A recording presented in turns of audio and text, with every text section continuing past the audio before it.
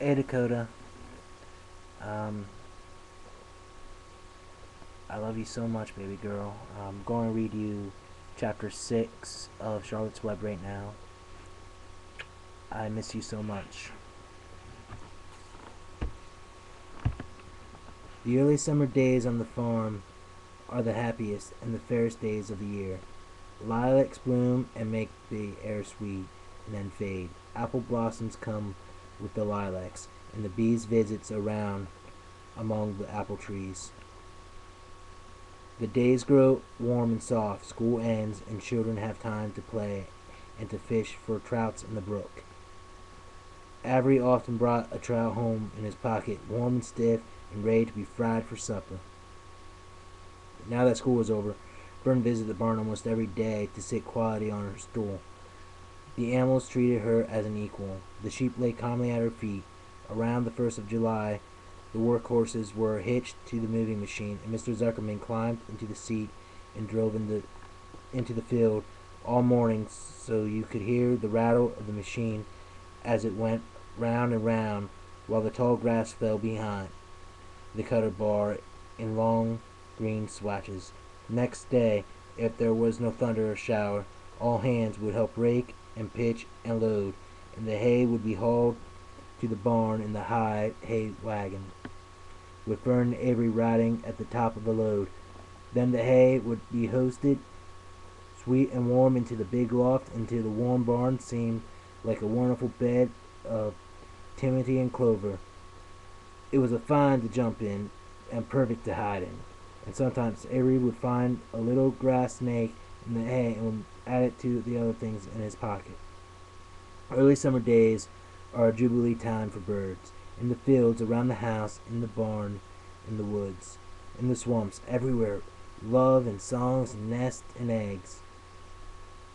From the edge of the woods, the white-throated sparrow, which must come all the way from Boston, calls, "Oh, Peabody, Peabody, Peabody," on an apple through the Phoebe teeters and wags its tail and says, "Phoebe, Phoebe." The song sparrow, who knows how brief and lovely life is, says, "Sweet, sweet, sweet interlude, sweet, sweet, sweet interlude." If you enter the barn, the swallows swoop down from their nests and scold. "Cheeky, cheeky," they say. In early summer there are plenty of things for a child to eat and drink and suck and chew. Dandelion stems are full of milk, clover heads are loaded with nectar. The Frigandire is full of ice-cold drinks. Everywhere you look is life, even the little ball of spit on the weed stalk. If you poke it apart, it has green worm inside it. And on the other side of the leaf of the potato vine are the bright orange eggs of the potato bug. It was on a day in early summer that the goose eggs hatched. This was an important event in the barn cellar.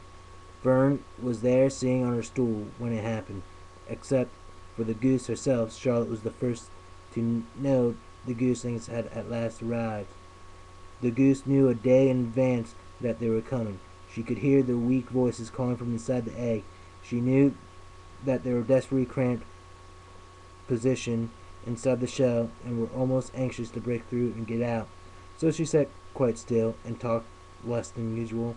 When the first gooseling poked its gray-green head through the goose's feathers and looked around, Charlotte spied it and made the announcement.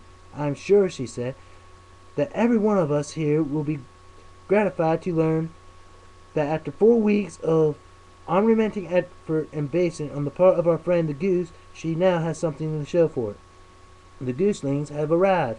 May I offer my sincere congratulations?" "Thank you, thank you, thank you," said the goose, nodding and bowing shamelessly. "Thank you," said the gander.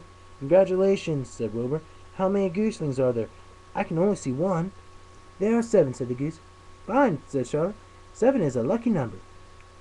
"Luck had nothing to do with it," said the goose. "It was good management and hard work." At this point Templeton showed his nose from his hiding place under Wilbur's throat.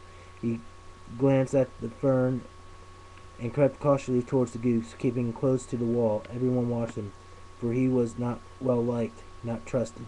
Look, he began in his sharp voice. You say you have 7 gooselings. There were 8 eggs. What happened to the other egg? Why didn't it hatch? It's a dud, I guess, said the goose. What are you going to do with this? Do with it, continued Templeton, his little round beady eyes fixed on the goose. You can have it, replied the goose. Roll it away and add it to the nasty collection of yours. Templeton had a habit of picking up unusual objects around the farm and storing them in his home. He saved everything. Certainly, certainly, said the gander. You may have the egg, but I'll tell you one thing, Templeton. If I ever catch you oking your ugly nose around our gooselings, I'll give you the worst pounding a rat ever had. And the gander opened his strong wings and beat the air with them to show his power. He was strong and brave, but the truth is, both the goose and the gander were worried about Templeton, and with good reason. The rat had no morals, no conscience, no scruples, no consideration, no decency, no milk of rodent kindness, no punctuations or higher feelings, no friendliness, no anything. He would kill a gooseling if he could get away with it. The goose knew that. Everybody knew it. With her broad bill, the goose pushed the unhatched egg out of the nest, and the entire company watched in disgust while the rat rolled away. Even Wilbur, who could eat almost everything, was appalled. Imagine wanting a junky old rotten egg, he muttered. A rat is a rat, said Charlton. She laughed and thinking a little laugh. But my friends, if that ancient egg ever breaks, this barn will be untenable. What do you mean? Asked Wilbur. If it means anybody's going to live here on account of the smell, a rotten egg is a regular stink bomb. It won't break, snarled Templeton. I know what I'm doing. I handle stuff like this all the time. He disappeared into his tunnel, pushing the goose egg in front of him. He pushed and nugged till he succeeded in rolling it to his lair under the throw.